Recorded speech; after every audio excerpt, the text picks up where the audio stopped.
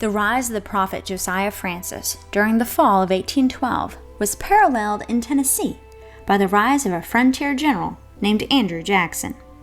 While Francis hoped to return his people to their traditional ways and remain peaceful but uncooperative with the United States, Jackson wanted an immediate invasion of the Creek Nation. The Little Warrior had followed Tecumseh back north to the Great Lakes country, and he was interested in Tecumseh's message. He wanted to hear more about it after Tecumseh spoke at the Creek Council of 1811. So he went north during that winter of 1811-1812.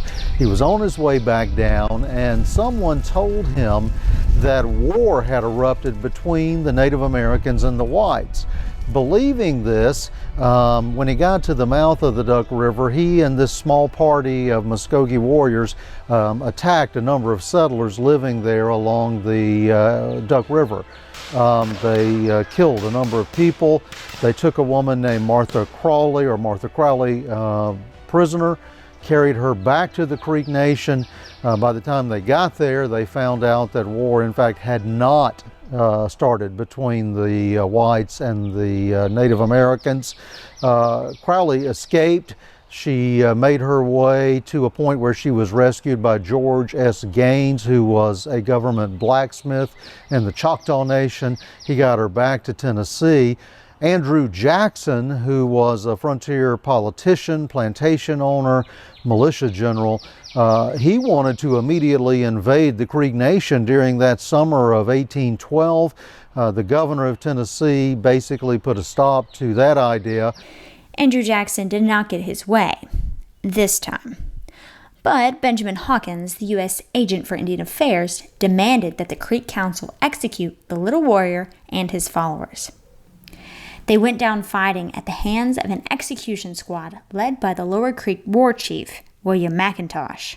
Despite the claims of Hawkins that the Creek should follow the example of the United States, there were no trials for the members of the Little Warriors Party. The executions ordered by the white agent brought war to the Creek Nation. War clubs, a traditional sign of conflict among the Muskogee, soon appeared at the Holy Ground. Outraged by the deaths of their friends and relatives, which they blamed on Hawkins, the Big Warrior, and the Creek Council, the prophet Francis and the leaders of his movement struck back at the members of the execution squad. Much like the Scot-Irish settlers of the United States frontier, the Creeks followed an eye for an eye philosophy. Critical mass was reached in mid-June 1813, when the prophet's army swept down from the west and north to attack the Creek capital of Tukabatchee itself. Well, the Battle of Tukabatchee, or the siege there, was of much greater consequence and significance than it has generally been given in history books or by historians. This was the first significant action of the Creek War of 1813-1814. It was also the first major battle of the War of 1812 down in the Gulf Coast region of today's Alabama, Mississippi, Louisiana, Florida.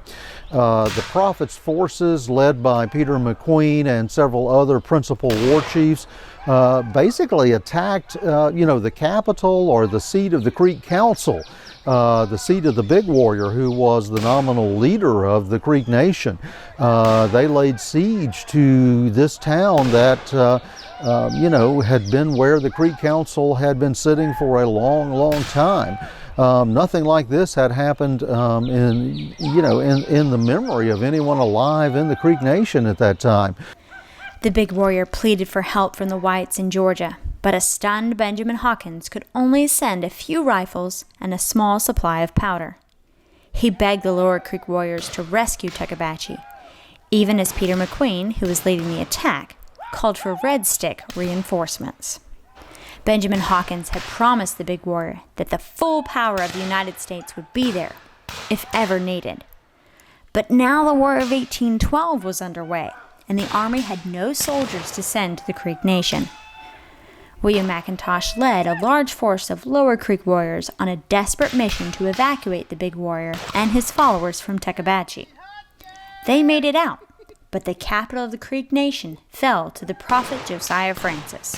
I don't think you can underestimate the importance of the fall of Tukabatchee.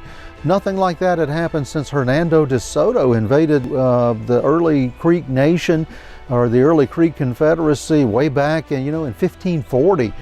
So for 250 years, no shock like this had taken place in the Muskogee or the Creek country.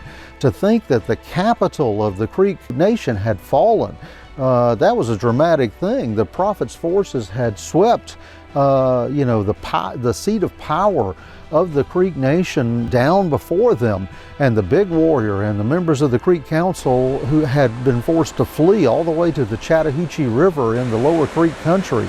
And it was clear now that the prophet was coming for them and coming for Benjamin Hawkins as well. All they needed was a little more ammunition, and they were planning to finish the job. They were planning to drive the influence of Colonel Hawkins all the way out of the Creek Nation. Only one thing held up the Red Sticks. They needed ammunition.